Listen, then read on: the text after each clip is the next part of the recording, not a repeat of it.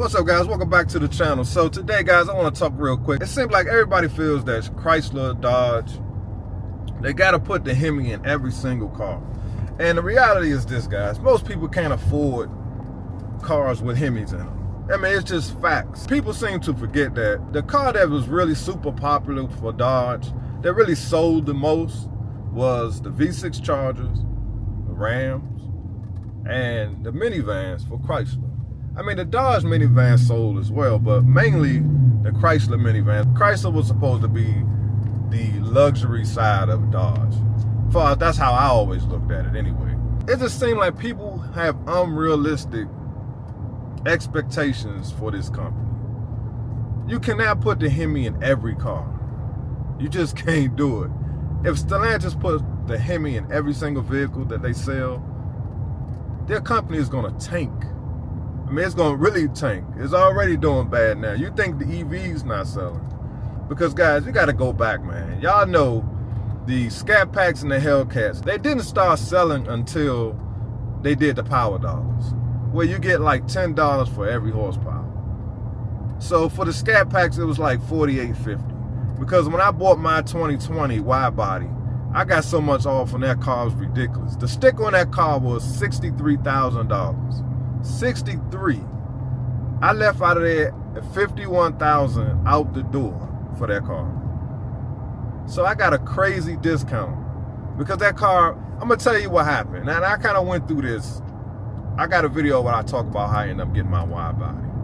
But what happened was I called that dealership the first day they got that car installed. I mean, as soon as that car came in, it was on their showroom floor, and them people would not budge on the price, guys. I mean, they were adamant about getting $63,000 for that car. And I told them I'm not paying that. So long story short, all year I was emailing them, calling them. I called them like mid-year, like, hey man, any discounts on that wide body? Man, they were stuck. They would not sell me that car. I waited till the end of the year, December. I emailed the guy. I said, look, man, this is my final offer, man. This car's been sitting on y'all lot all year long. Y'all have not been able to sell this car. I'll give you $51,000 right now for this car. Out the door, $51K. I said, I got the money right now. I got the check in hand. They hemmed and hawed, went back and forth, back and forth. The first time they came back at 55 out the door. I said, listen, I have $51,000 right now for this car. Eventually, they gave in and sold me the car for $51,000. And to be honest, that was still kind of expensive if you ask me, because like I said, back in the day, man, you could get a Scat Pack in the 30s. Yeah, it wasn't a wide body, but you know, the wide body kit itself was like $6K extra, which I thought was a little overpriced considering it's nothing but some fender flares. I said that to say this, guys, you know, that's expensive, especially nowadays. That same wide body Scat Pack brand new was like $70,000. So that's just unrealistic right now. The times have changed. People's money is not the same. Everybody's money is not the same. People are hurting out here, you know, but they still expecting people to pay premium prices for these Dodges, and they haven't changed them. So now that they got this new body style Charger, and people want them to put the Hemi in it, you can guarantee they're gonna be at least $70,000 for a Scat Pack, easy. Easy $70K. So it just seemed unrealistic to think most people are going to be able to afford these cars. So they have to come out with some cars that everybody can afford. Not just the rich people or, you know, guys who are retired and just got money laying around. They got to be able to sell products to the everyday person. And for the most part, that's a car for, you know, $25,000, $30,000. All these $50,000 and $60,000 cars, man, most people can't afford that. So it's just kind of crazy that people act like if they don't put the Hemi in the Charger, they're not gonna buy it. There's gonna be a lot of people who buy the 6-pack, especially if it's all-wheel drive. That car's gonna do well if they can work out the kinks. And that's just my opinion. That's just how I feel about it. I don't feel like it's going to be a disappointment if they don't put the Hemi in every single car. I think it would be stupid to do that, unless they want to go under.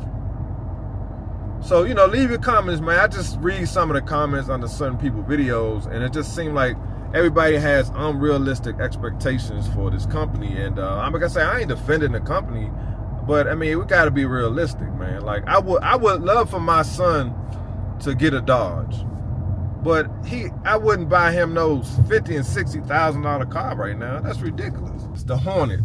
Now, the Hornet wouldn't be that bad of a vehicle if it was priced different. Same goes for the EV. If they would price that car different, you actually cut the price on them, they probably sell pretty well. But again, Stellantis is trying to sell these cars as if they're Lamborghinis or something. You know what I'm saying? Like, they're not in that class. You know, and that's what's killing this company. So the Hornet, the EV, they need some more cars like the Chrysler 200. Like I said, they need some more of the V6 vehicles with the Pentastar in it. Update the interior. Use better quality parts. You know, because when Tavares was in office, for the most part, when he was running the company, they was cutting back on the materials they were using. They were using cheap quality material, trying to cut price. All of that stuff is going to come back to haunt them if they don't change up their distributor as far as who they buy their supplies from, who they buy their parts from.